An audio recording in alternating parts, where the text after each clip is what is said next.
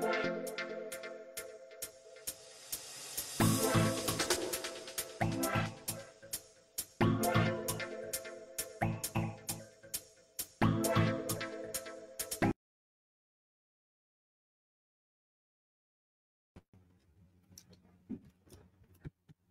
right. Good evening, everyone. So, I'm back. Maestra Bicolana TL Itambayan.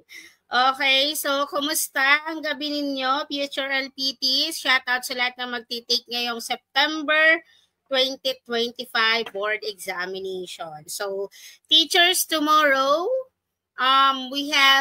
tomorrow morning, we have a drills for general education. So it is free for sa mga BEd. Okay. So ngayon, magdi-discuss muna tayo, magre-review muna tayo for technology and livelihood or textbook education. So, ayan teachers, mag-start na po tayo. Shout out sa mga viewers dyan. Kumusta? Sino po bang mga nanonood ngayon para ma-shout out natin? Mga sino-sino po ba ang mga viewers natin dito sa para malaman natin TLE Tambayan Let Review and Drills. So, kumusta po ang lahat?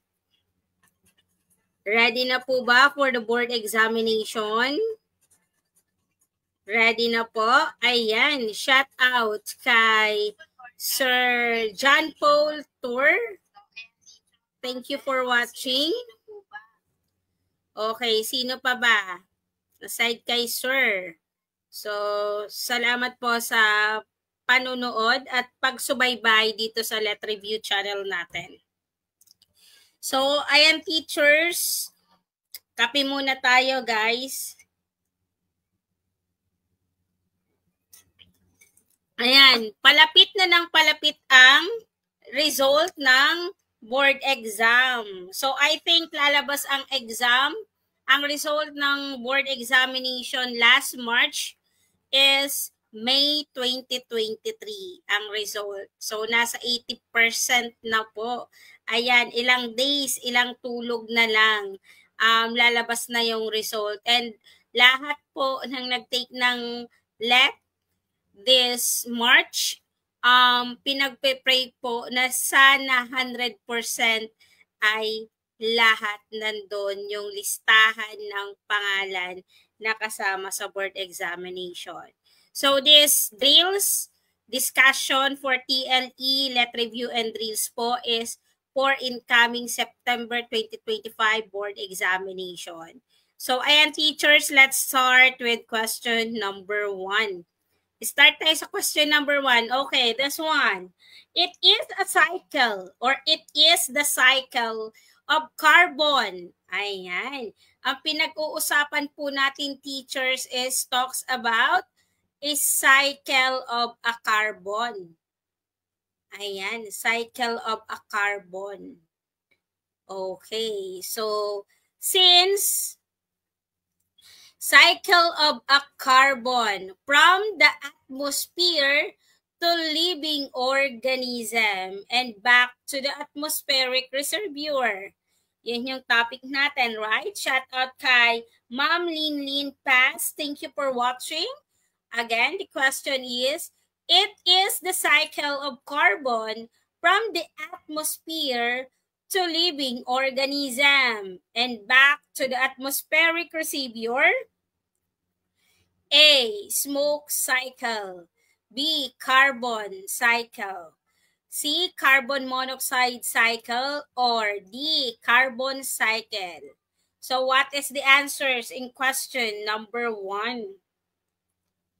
Okay, ano po ba ang tamang sagot dito? Kasi ang pinag-uusapan natin mga kaguro is about sa carbon cycle from the atmosphere to the living organism and also they back to the atmospheric reservoir. Is it A, B, C, or D? So now, what is the answers? Again, teachers, don't forget to share this live discussion. Okay, so shout out. Pa-share po ako ng ating live. Okay, kumusta? Okay, so mga ano po dyan, mga future LPTs or mga magtitake ng September, open na po ang ating pa-drills for TLE majorship. So based on this question, since the question is talks about the cycle of the carbon, so automatic po is add one out. Ang technique na gagamitin natin, i-eliminate muna sino? Yung mga maling sagot. Tingnan natin ano yung mga maling sagot dito. Unahin natin si carbon cycle. Bakit uunahin natin si ano to, smoke cycle para? Sorry guys. Okay, unahin natin i-eliminate si smoke cycle. Bakit mali po, teacher, si smoke cycle? Ano? Si smoke cycle, teachers. Di ba pag sinabi nating smoke cycle, it is scientific process or cycle called the smoke cycle. Okay, wala naman tayong scientific name na nagpapangalan as a smoke cycle. Because this term po does not describe for a neutral or biological process related to what? To the carbon movement. So that's why si smoke cycle po is not related to the carbon cycle. Hindi po siya related sa carbon cycle. Kaya mali po si letter A. Not related po ito. So next, si letter B. Mali din po si letter B. Bakit? Okay, si letter B kasi pag sinabing carboxyl, it is referring for what?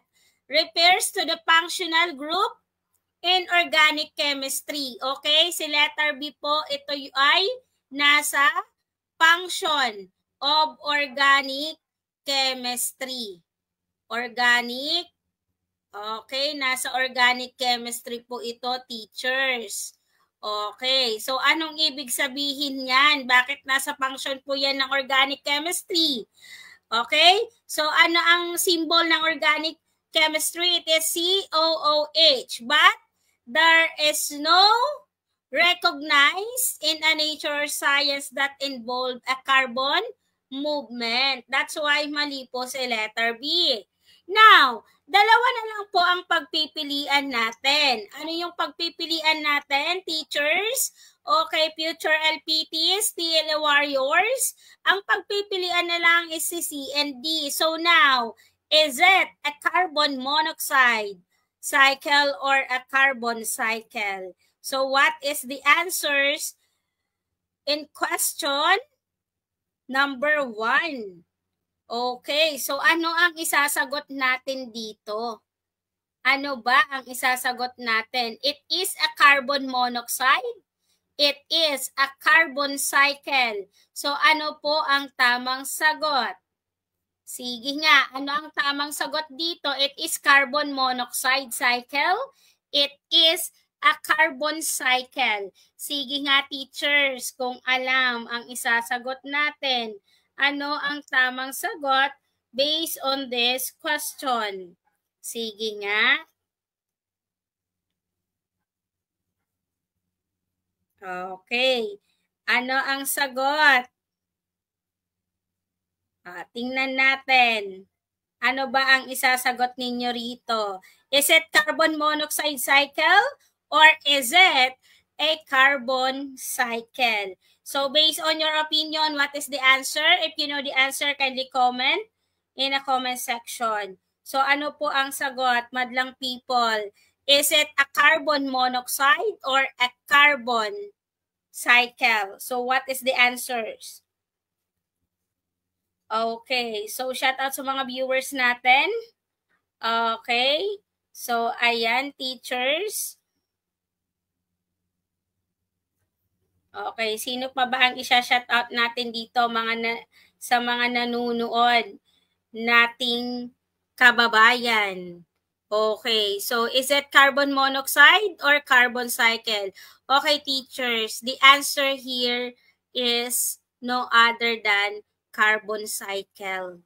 Carbon cycle po ang tamang sagot dito. Bakit ko po sinabing carbon cycle ang tamang sagot dito?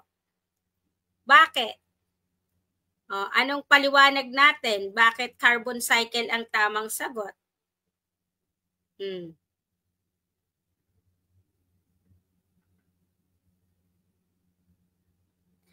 Okay.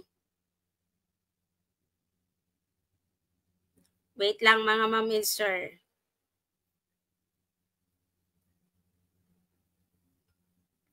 Okay. So, ayan. Bakit sinabi nga natin na carbon cycle kung titingnan natin? 'Di ba? Pag sinabi natin carbon cycle, it is well documented. Okay. Bakit sinabi kong well documented ang carbon cycle? Bakit? Because it is the natural process where the carbon atoms po move between a various reservoir including atmospheres. So, in living organism po like sa oceans and rocks, it includes a process like a photosynthesis. Maliwanag po ba mga ma'am and sir? So, ibig sabihin, yung respiration, yung decomposition po, and the fossils, fuel, combustion, this matches to the description provided in the question. So, that's why letter D is the correct answers. Kaya po, ang tamang sagot is letter D. Maliwanag, mga ma'am and sir, ano nga po ulit ang tamang sagot? The answer is carbon cycle. Bakit po, Ma'am Grace, mali si carbon monoxide? Bakit po naging mali si carbon monoxide, Ma'am Grace? Bakit naging mali si carbon monoxide? Okay, pag sinabi natin carbon monoxide cycle, ibig sabihin po nito, they have a specific molecule containing a carbon. Pero hindi po siya nagre-represent as the broader movement of a carbon through the Earth system. Kaya hindi po siya yung tamang sagot. Because there is no such thing as a carbon monoxide cycle. Okay po ba, teachers? Kaya mali po si letter C. Now, bakit po may science sa TLE, Ma'am Grace? Pinag-aaralan po natin ito kasi, di ba, may applied AFA tayo and fishery. So, sa applied AFA, karamihan dyan connected sa science. Lalo na po sa plants. Maliwanag po ba? Okay, next. This one. Which of the following are the benefits of the artificial reefs?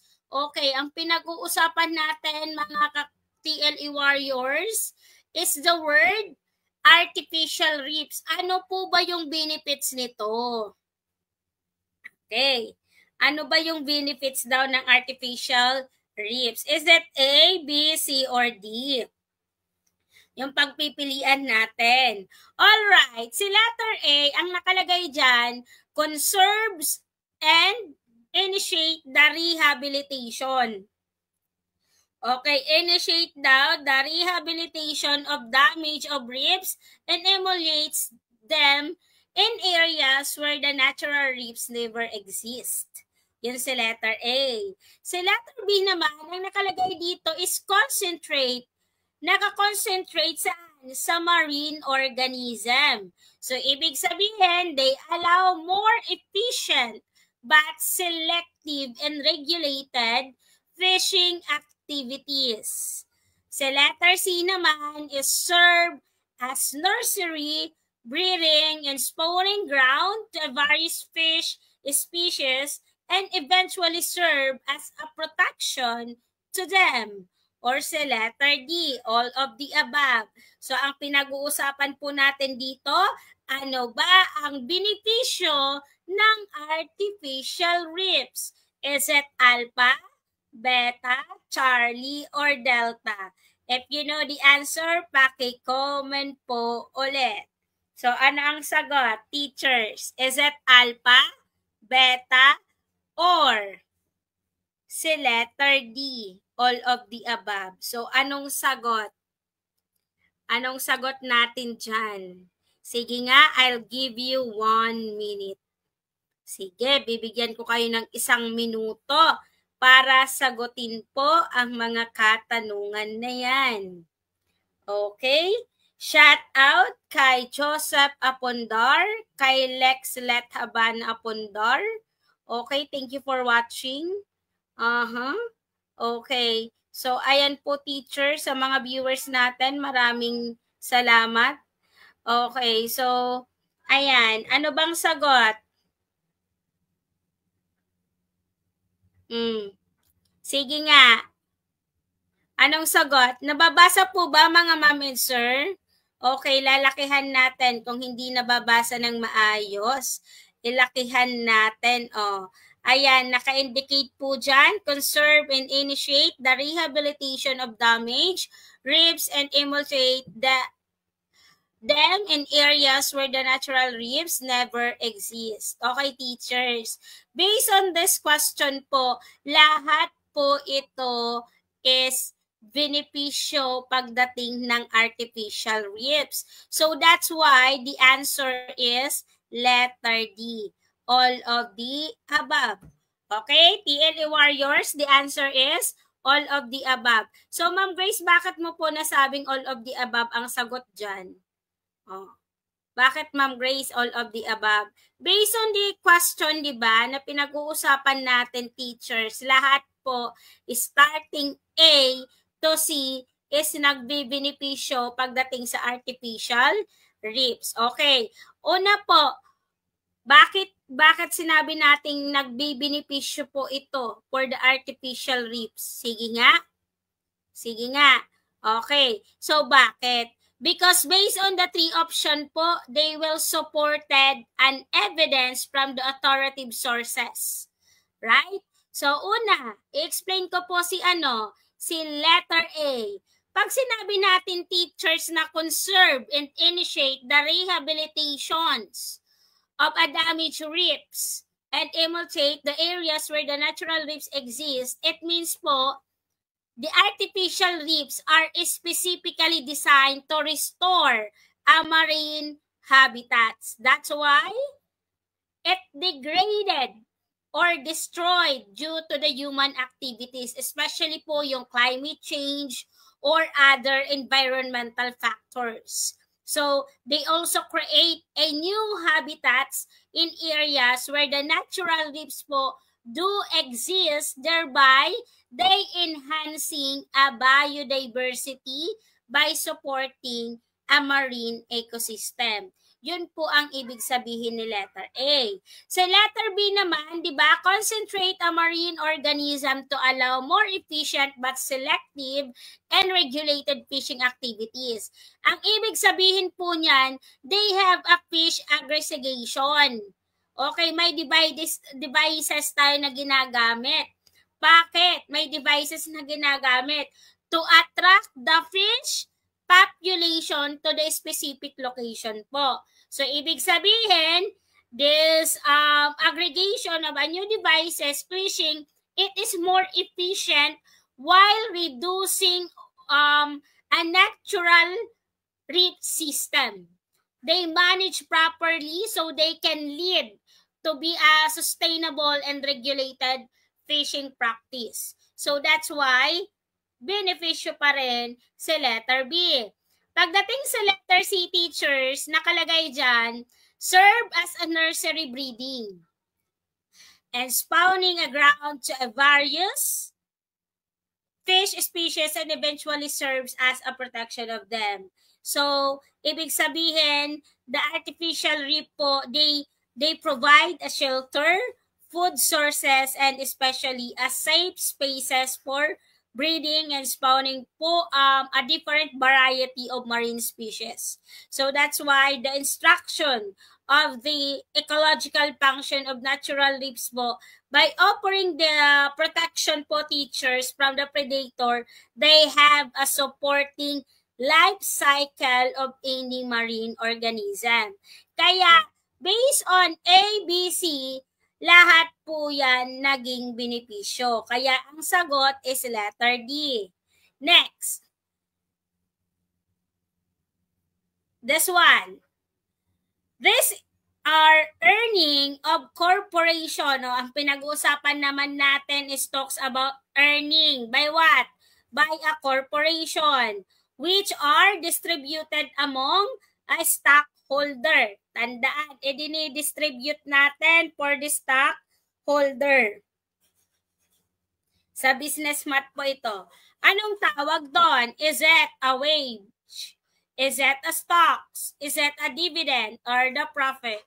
So again, these are earning of corporation which are distributed among the stockholder. Is it a wage? Is it a stocks? Is it a dividend? Or letter D, it is a profit. So what is the correct answer in question number 3? Is it A, B, C, or D? Okay. Yan po ba yung tamang sagot?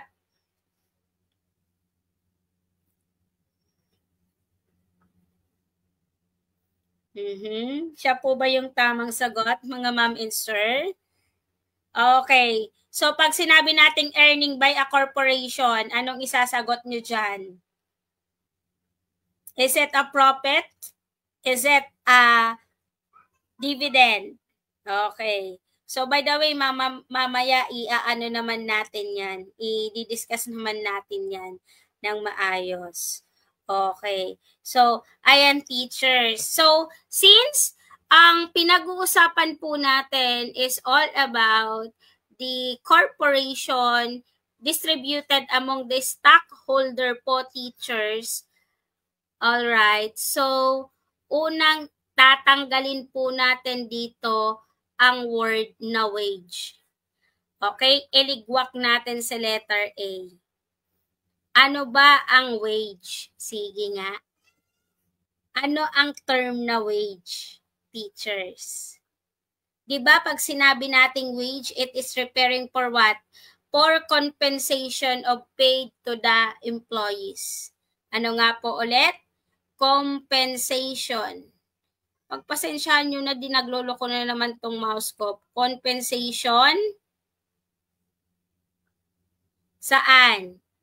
The action ay paid by the employees. O basta, pakinggan nyo na lang yung sinasabi ko. Again, the term wage po is the compensation paid by the employees for their labor or services.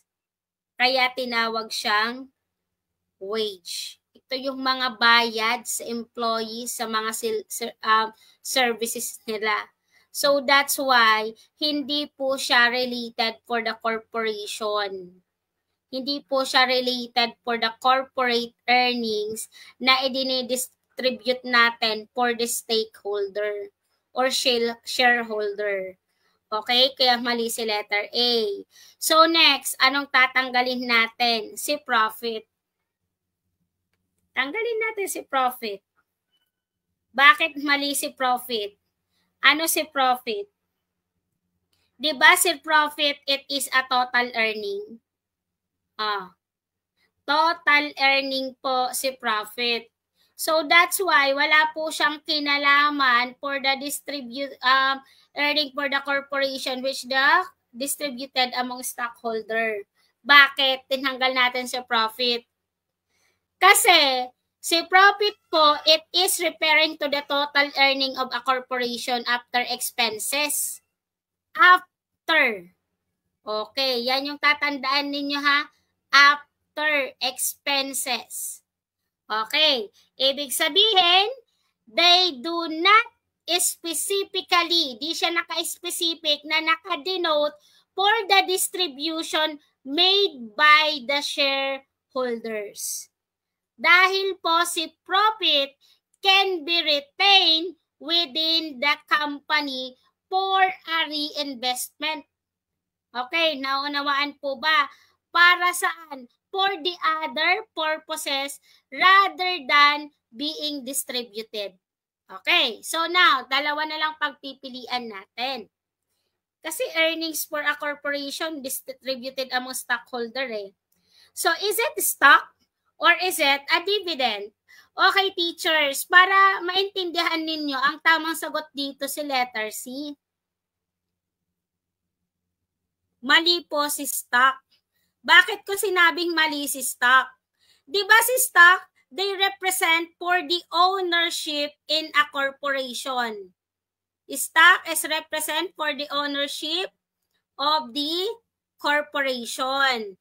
Kaya ibig sabihin, hindi po siya nagre-represent for the specific distribution of what? Of the earning. Dahil po si stock, they are shares, the investors. Nag-share po for the investor, buy and hold. Yun po si stock. Pag sinabi nating dividend, it is the portion of a company. Ano nga po si dividend? It is a portion, letter P, portion of a company. Okay, ibig sabihin, yung earning po na i-distribute natin to each shareholder as reward for their investment in the company. So that's why si dividends po can be paid in cash. Okay, kailan nga pwede siyang bayaran in cash, teachers? Or additionally, they can shares at typical declared by the company or the board of directors based on its profit. Maliwanag po ba? Nagets yung ibig kong sabihin pagdating dito sa question na to. So that's why ang corporation po na dinidistribute natin among the stockholder, ang tawag po doon is dividend, not a profit. Okay? So next, ito naman. According to Robert Gagney model, in providing a structured approach of learning, this step is necessary as a guide the learners on what they will learn about. Again, according to the Robert Gagney model, in providing the structured approach of learning, this step is necessary as a guide the learners on what they will learn about. Is that a gaining attention? Is that a informing learning objectives? Or it is stimulating recall of a prior knowledge? Or letter D, providing learning guidance. So what is the answers? Is it alpha, beta, Charlie, or delta? So ayan, anong sagot? Nakikita po ba, mga ma'am? Ibalik natin.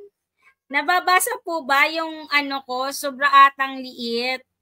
Laki-lakihan ko kaya. Nababasa pa ba?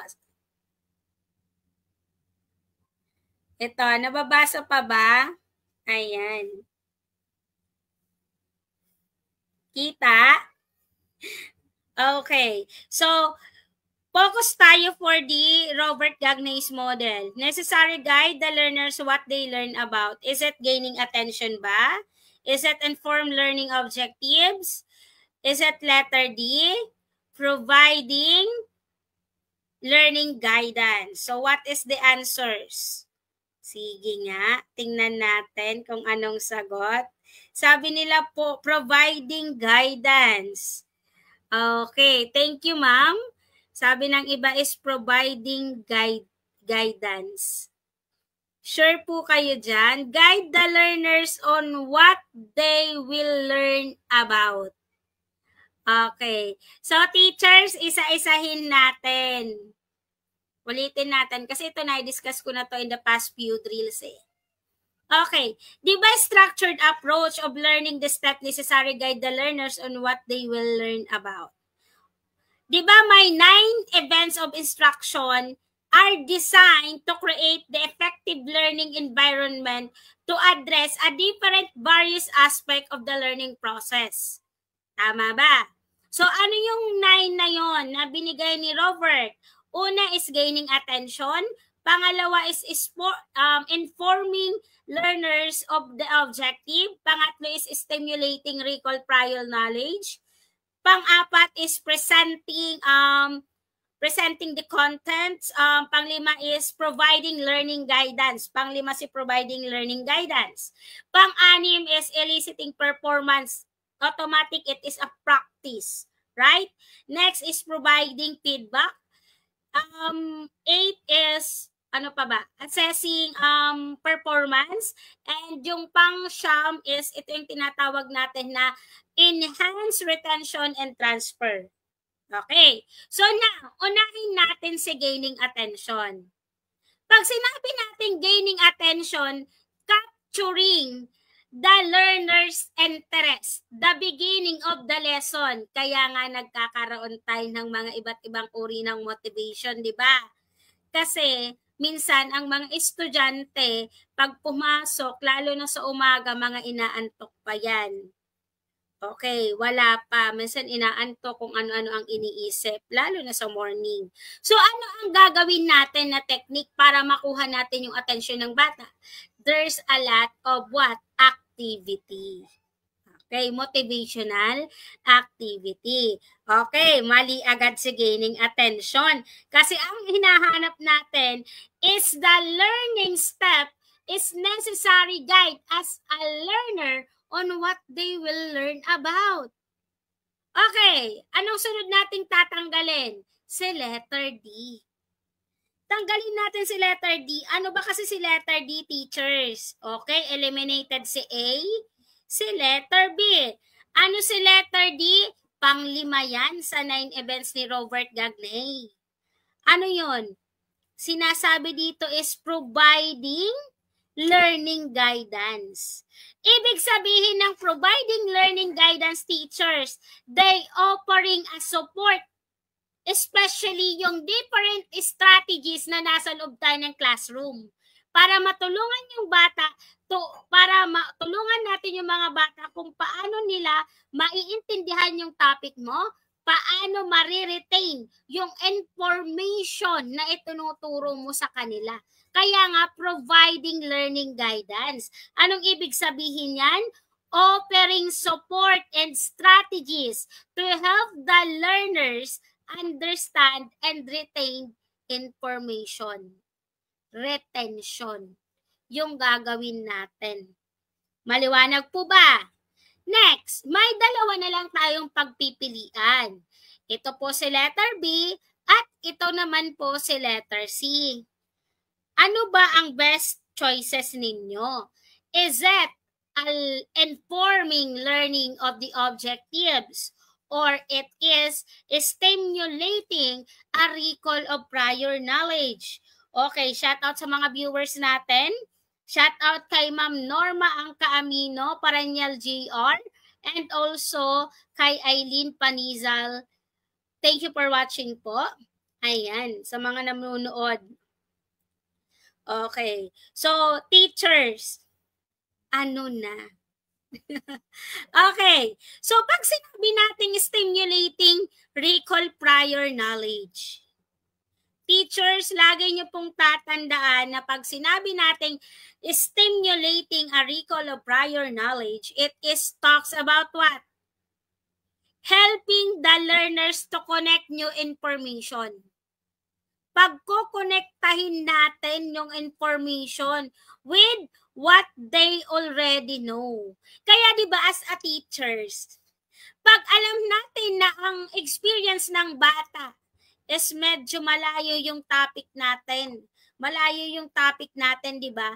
Kailangan as a teachers, i-connect natin yung topic sa mga bata para mas maintindihan nila yung itinuturo natin. O for example, sa pagluluto na lang, yung topic mo is pagbe-bake, gawan mo ng twist o kung paano mai-experience ng bata yung ganon. No? Imagine nyo na lang, ganito yung scenario nyo.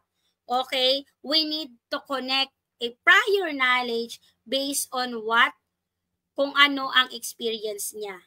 So, teachers, di ba naka-indicate dyan? Necessary guide the learners on what they will learn about. Teachers, the answer is informing learners' objective. The answers is letter B. Bakit ko sinabing letter B, mga ma'am and sir? Anong ibig sabihin ng informing learners of the objective? It is clearly stated po na naka-indicate po sa informing learning objectives na the learners will able to do after the completing the instruction. Bago po tayo nag-i-start, pagkatapos po natin magpa-motivate sa mga bata, dapat ipine-present natin sa mga estudyante kung ano yung learner's objective natin. Para at least, alam nila, may guide sila kung ano ang pinaka-objectives nila. Kung ano yung ginigain ng lesson na yun. For example, nagpa-identify ka ng parts of the plants, dapat i-indicate mo yun sa mga estudyante. Kaya once na magtuturo tayo, dapat ugaliin natin na pagkatapos ng motivation, always present a learning objective.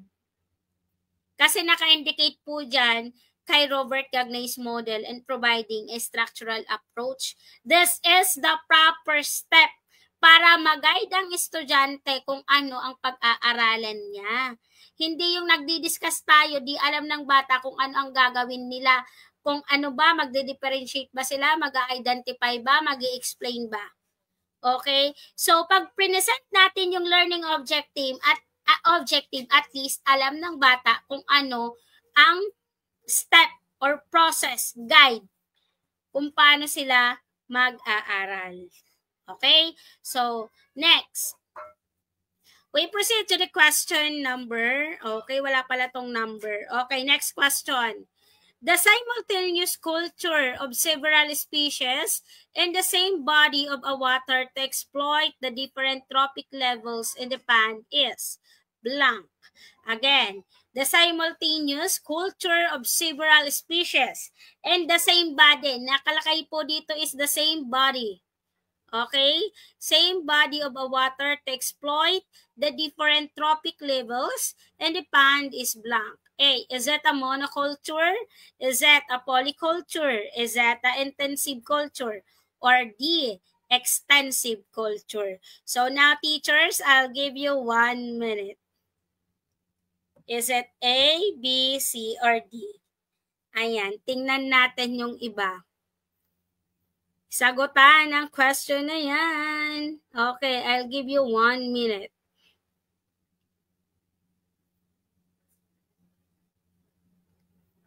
Okay, so ano po bang sagot dyan?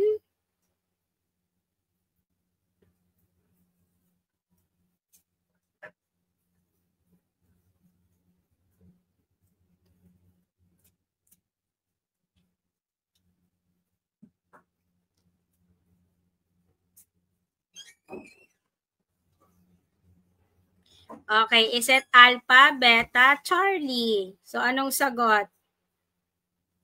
So, bibigyan ko kayo ng 1 minuto.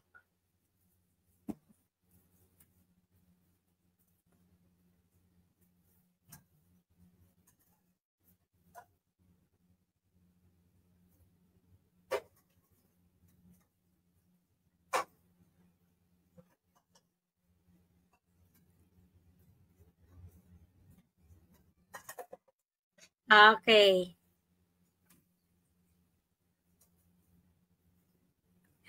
Okay, how about the others?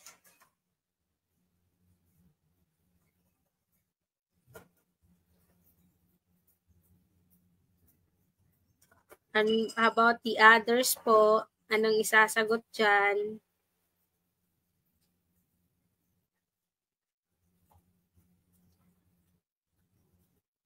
Okay. Nag-share kasi ko ng ating live discussion.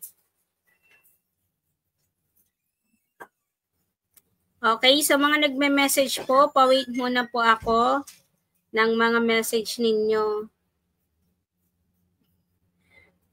Wait lang po.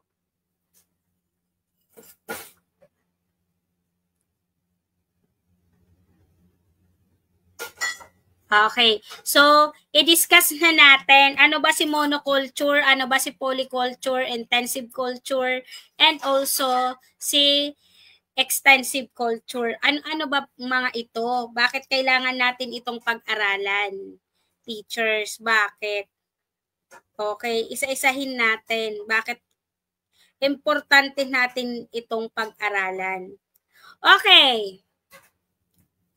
So, di ba, sinabi is simultaneous culture of several species. Tama. Ibig sabihin po niyan, pag sinabi nating simultaneous culture of several species po, kumbaga it indicate that more than one species is being cultivated.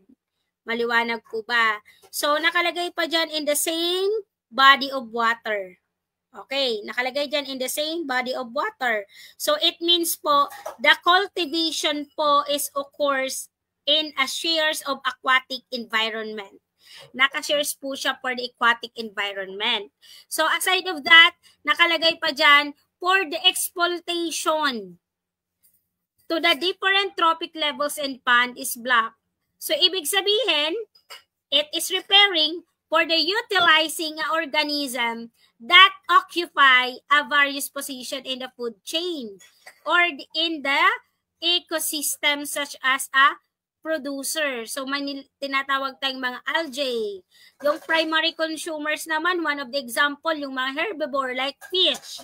Aside niyan, may secondary consumer tayo. Ito yung mga carnivores. Okay? So, ayan. Ano ba si monoculture? Okay, ano si monoculture, ano si polyculture, ano si intensive. Okay, kasi yan yung pinag-aaralan natin eh. 'Di ba? Okay, unahin natin si monoculture. Okay, ito. Ano ba si monoculture? Bakit eliminated si monoculture? Pag sinabi kasi teachers na monoculture, they involve a cultivating one species only. One species only. Yun yung kino-cultivate natin pag sinabing monoculture. One species only, teachers, in a given area of a system at a time. So that's why hindi po pwede si monoculture for the multiple species or trophic level. Hindi po siya nagmamatch sa question. Okay. Ano pang sunod? Anong sunod? Si extensive. Ano si extensive? Bakit tatanggalin natin si extensive dito? Okay. Pag sinabi kasi natin, teacher, na extensive culture, they involves a low input farming. Ano nga po ang ano nito na extensive culture? Low input of farming. Basta alam niyo na yan, farming.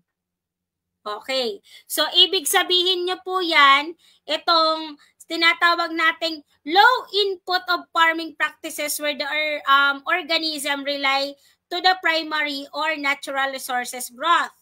For example, yung mga natural food available in farm. Yun po yung extensive culture. So, ibig sabihin, they involve what? Multiple species naman.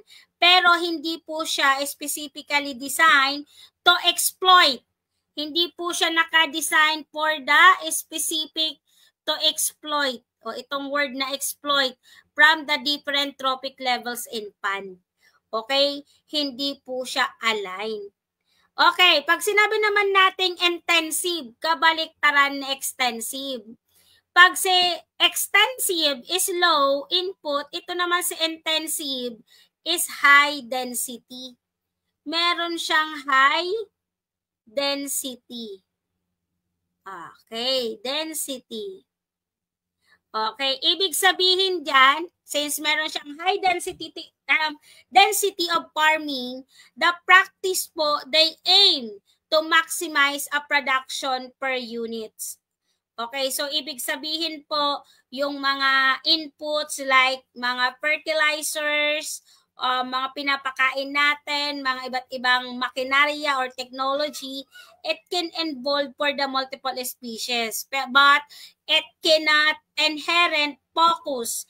Hindi po siya nakapokus si intensive for exploiting at different trophic levels in the pan. Okay? So, hindi rin po siya aligned for the question. So, the correct answer here is letter B, polyculture. Okay? Bakit po, Ma'am Grace, polyculture ang tamang sagot? Ano ba si polyculture? Teachers, ang polyculture po, it is defining. Okay, it is defining simultaneous cultivation of 2 or more species. Ito is 2 or more species. Unlike sa monoculture na isa lang na species ang inaalagaan. Again, polyculture po, lagi niyo pong tatandaan, it is a simultaneous cultivation of 2 or more species in a same physical space. So, ibig sabihin, they can emphasize and utilize a different ecological niches or trophic level transparency and also the sustainability. So, for example po dito sa polyculture, ito po yung mga aquaculture, polyculture. So, that's why this system po, they often include a combination like a fish, shrimp, fish, and aquatic plants to maximize our resources while using minimizing waste. So, that's why ito po ang hinahanap nating sagot. Polyculture. So now, this one. Ayan. What levels of certificate is expected to be earned by TLE student in grade 11 and 12?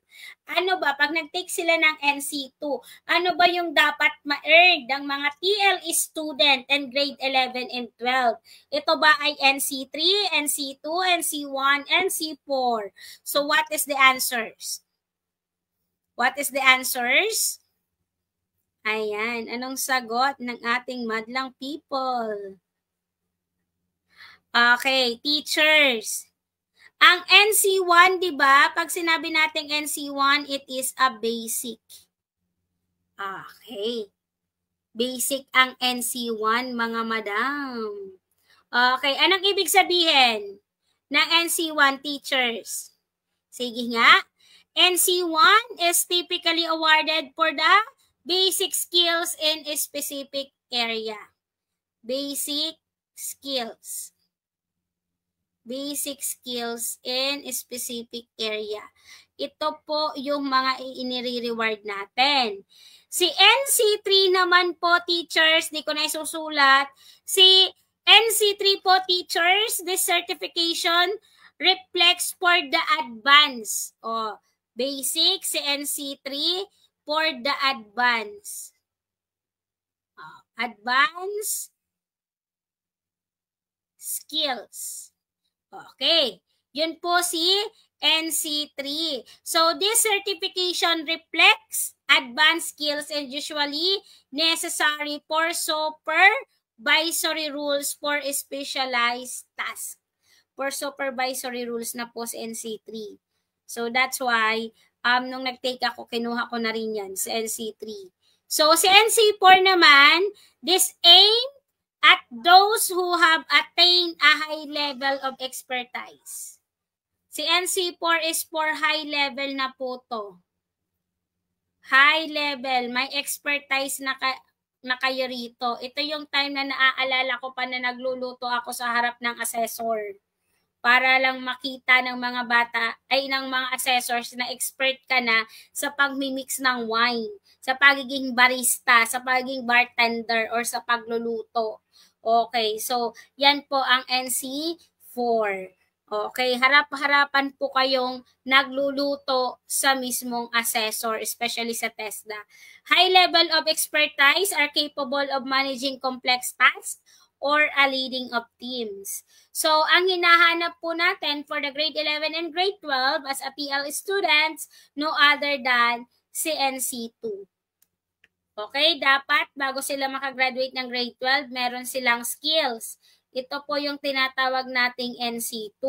Ano naman si NC2? NC2 po, it is indicate a higher proficiency and is often required for the entry level of the position and technical field. So, ibig sabihin, nasa higher proficiency na po si NC2. Lalo na po kung kayo ay papasok sa pag-bake, so kailangan may mga NC2 kayo, higher proficiency. Aside niyan, hindi naman sa mga pagluluto meron pa rin sa mga ABM student, pwede kayong mag-take ng bookkeeping. Okay, bookkeeping po para sa mga NC2 or NC1. Kasi ang NC1 is basic pa lang, pagdating ng NC2 is higher proficiency. Pag alam na ng bata, kaya na ng bata, pwede na silang mag-take ng bookkeeping. Okay? So now, next question. Siketsu is the third step in 5S system. Is the statement is true? Ang Siketsu ba is the third step? Pangatlong step po ba yan in 5S system? O pipiliin nyo. Yes, partially yes. No, partially no. What is the answer? Okay, very good. Shout out kay Sir Chris and kay Ma'am Butterfly. But butterfly kasi yung nakikita ko. Okay, very good. Ang Siketsu po is hindi po siya partially yes. The answer is no. Okay. Pang ilang step sa Siketsu? Sige nga, pang ilang step yan? Diba si Siketsu, it is pang-apat. Hindi po siya third. Si Siketsu po is pang-apat. Anong ibig sabihin ng Siketsu? Standardized. Diba? O, diba? Meron tayong tinatawag na 5S. Di ko na iisa-isahin. I-discuss lahat. Ito si Seri, si Ton, Seiso, Siketsu, Shitsuzuki. Ibig sabihin lang ng limang yan, sort, set and order, shine, standardized, and sustain. Okay, dapat alam nyo yan. Kasi kahit pagbarabalik ta rin yan ni PRC, alam nyo ang isasagot. Okay, pang ilan ulit sa Siketsu? Pang-apat. Ibig sabihin, standardized. So, ibig sabihin po, the standardizing best practice to the main improvement made by the previous step. Okay? Next, this one. Nababasa po ba mga ma'am? Okay. Teacher Ryan teaches in a public high school where most of his students are working students. Most of his students daw are working students. Abay, napaka-situational naman nito. During the conduct of his lesson, he usually asks his student questions relate to their present topic. Kailangan makarelate sa present topic in the relation to their work experience.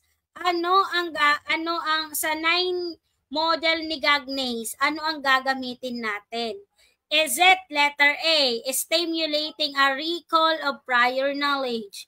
Is it letter B, providing learning guidance? Is it C, presenting the stimulus? Or letter D, eliciting a performance? Okay, so what is the answer? What is the answer? Palitin natin, pinalaki-laki ko na teachers. Teacher Ryan teaches in a public high school where most of his students are working students. Okay. During the conduct of his lesson, he usually asks, nagtanong si Teacher Ryan sa kanyang estudyante about related sa question to their present topic in the relation of their work experience. So, stimulating recall of prior knowledge ba? Providing learning guidance? Presenting stimulus? Or sa letter D? So, what is the correct answer? Ayan.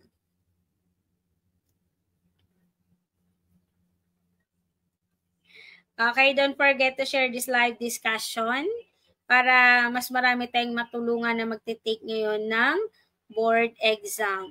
So, ngayon pa lang po ako, kumbaga, nakakabalik sa pagla-live ulit, sa pagdi-drills. Kasi in the following months, days, saka lang ako, nag-drills ulit.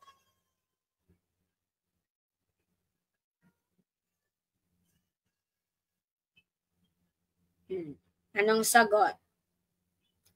Sige nga, anong sagot? Bago natin isa-isahin.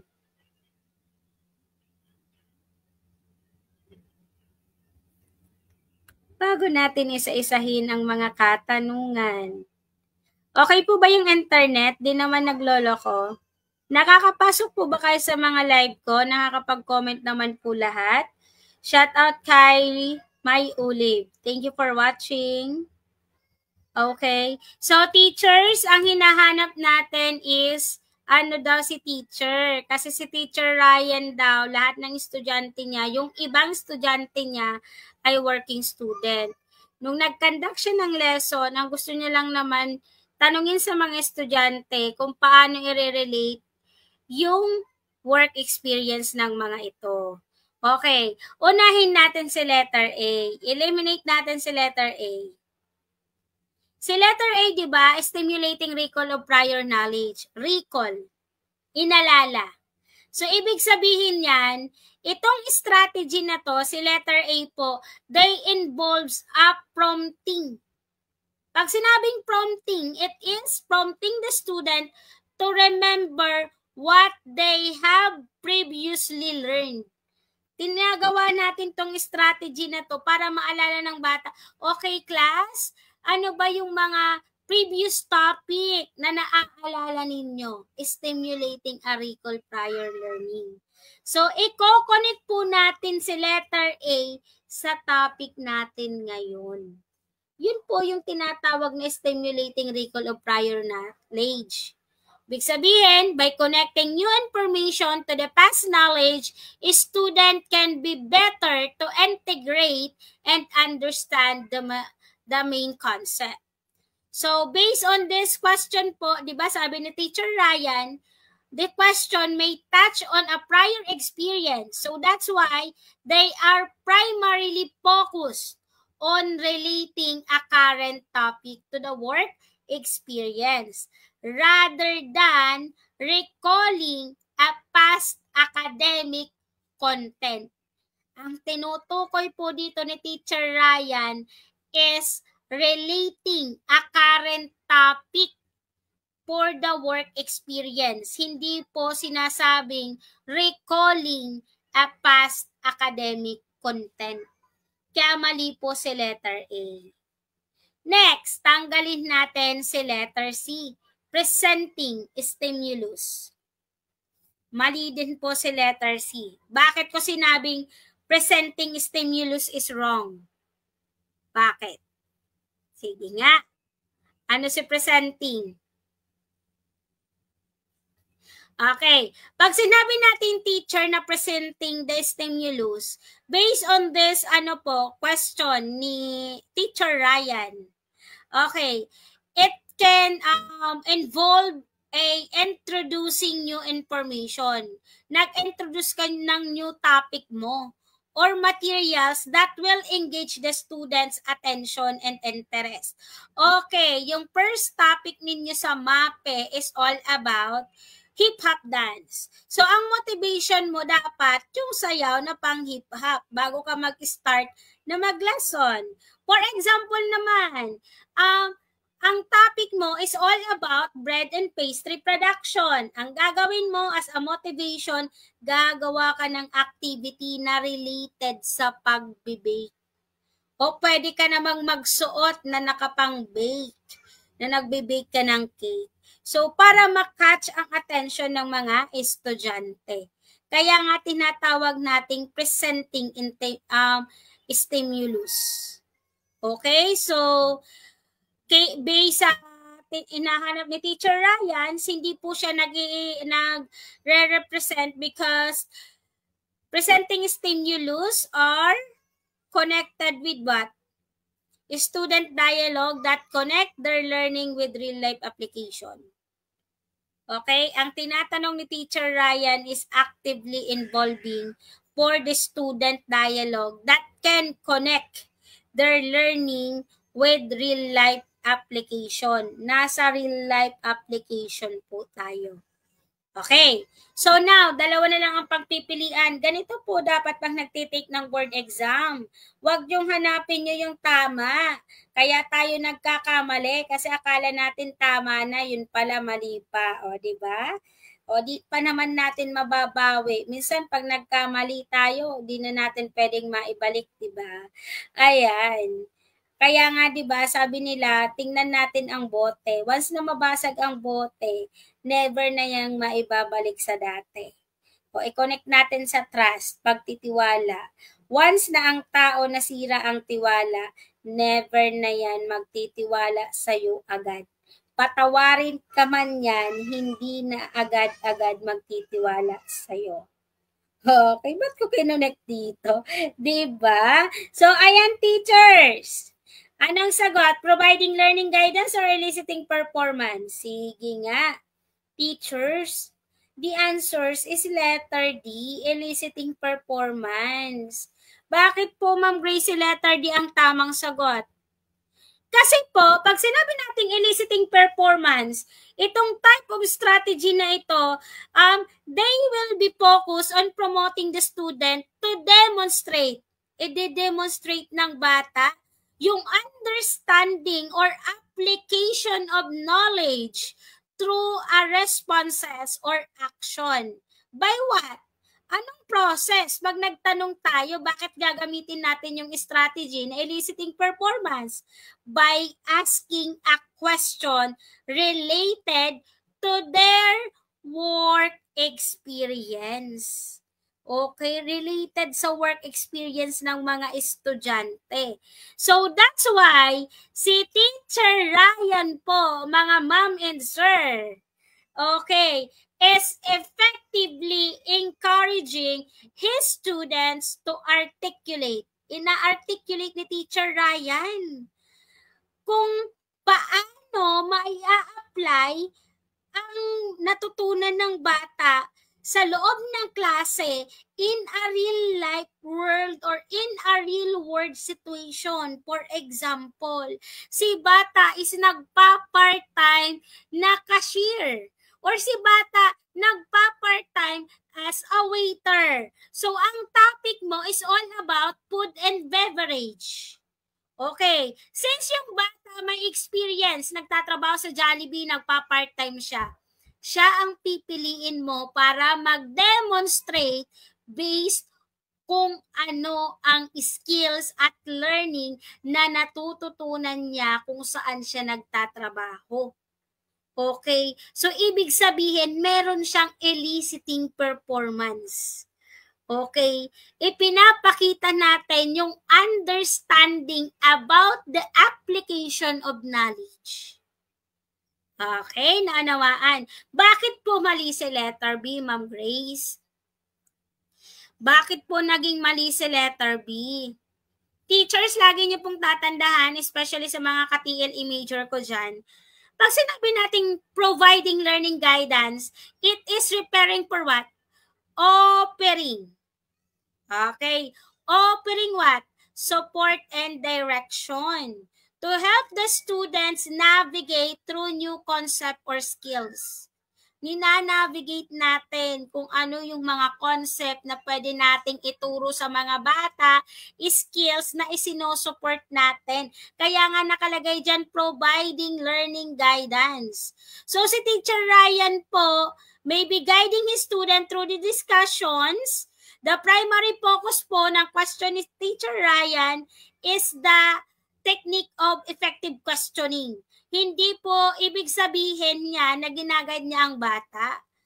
Teacher Ryan is not seen to be about providing guidance but rather than about eliciting responses based on their experiences. That's why mali po si letter B. Okay? So now, next. This is statement of one or combination of different learning. approaches, methods, and techniques to deliver learning activities for the qualifications which are consistent with CBT principles. O ito naman, pinag-uusapan natin CBT principles. Combination of different learning approaches daw by the methods and techniques. Anong tawag doon? Si condition ba? Si methodologies ba? Si learning outcomes ba? Or si content? What is the answers? Anong sagot? O, anong sagot natin? Is it alpha, beta, Charlie, or delta? Okay, teachers, isa-isahin natin. Okay, isa-isahin natin. Para at least alam ninyo, mga ma'am and sir. Okay. Anong sagot? Anong isasagot natin dito? Alam nyo naman na yung sagot dito. The answer is methodology. From the word methods, technique, according to the CBT principles, the answer is methodologies. Okay. Bakit po mali si condition? Mali si learning outcome, mali si content. Okay. Bakit mali si condition? Diba pag sinabi kong condition, focus on the environment. Saan siya nakapokus? Sa environment. Environment. Anong ibig sabihin yan, mga ma'am and sir? Pag sinabing focus on the environment, anong ibig sabihin ng condition? It is typically referring for what?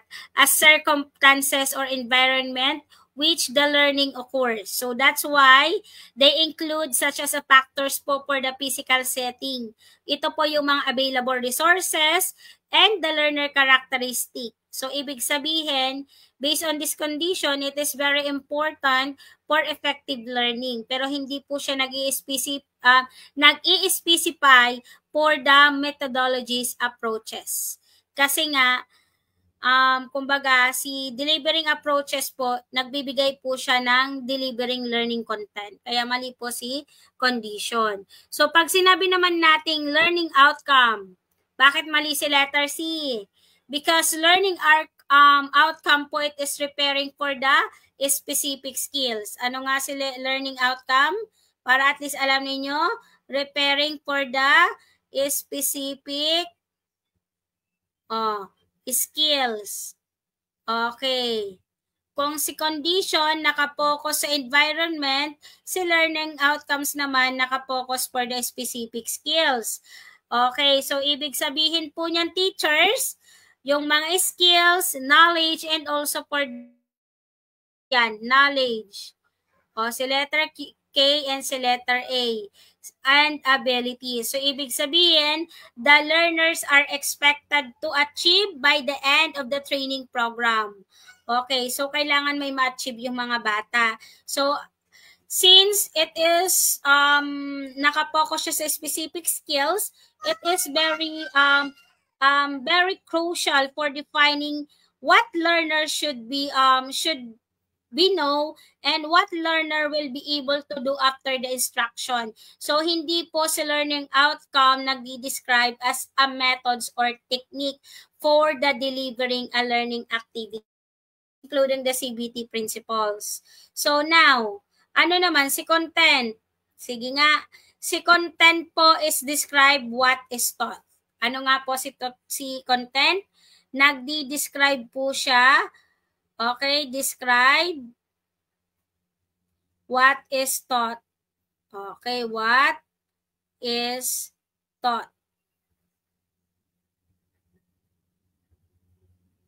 Okay, so ibig sabihin po niyan, mga ma'am and sir, since siya yung nagdi-describe, okay, so yung mga, itong content po, it can referring to a materials or subject matters that is covered in a training program. So that's why based on the question, this ang content po, they include a topic, concept, and also the information to the learners. That's way that will engage within during a during their education. So that's why yung learning outcomes, contents, it is very important in natin sa pag-aaral, but hindi po siya naka-specify for the methods, techniques that consistent with a CBT principle. So that's why mali po si content. So the correct answer po is methodology. Bakit? Sa methodology po, nakadetail po dito kung ano yung teaching method na gagawin natin sa methodology. Kaya po tama si letter B. Kasi si letter B po, methodologies po, they can encompasses a systematic approach and also the strategy for the employee or employed to facilitate the learning. So, naka-indicate po dito sa methodologies yung mga teaching method na gagamitin natin. Ano yung mga iba't ibang teaching method na ginagamit natin? Pwedeng lectures, pwede pong discussions, pwede po na magkaroon sila ng hands-on activities. Or else, they have a instructional design.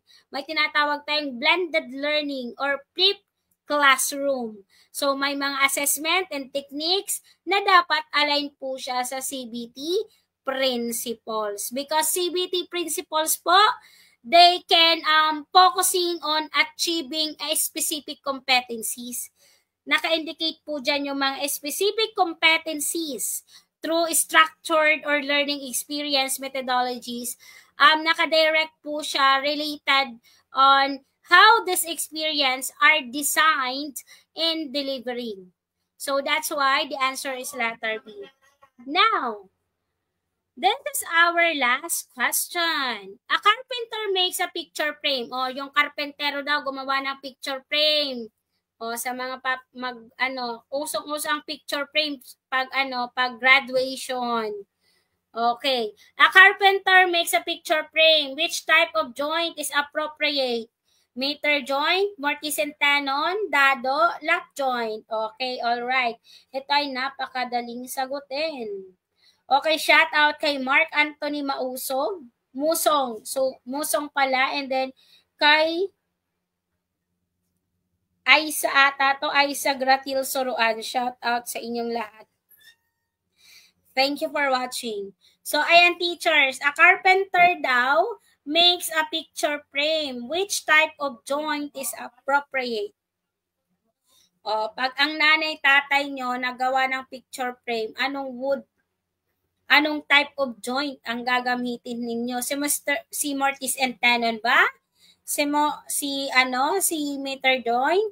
Dado joint? Ang daming wood joint na kailangan nating aralin. Okay, the answer is, di ba teacher, pag sinabi nating picture frame, the answer is meter joint. Yan po ang ginagamit natin pagdating sa picture frame. Shout out kay Jody Ann, kay Ma'am Jody Ann. Shout out sa iyo, ma'am. Shout out kay John Ryan Bernales. Shout out sa mga taga Purisima. Okay, very good, ma'am. The answer is alpha.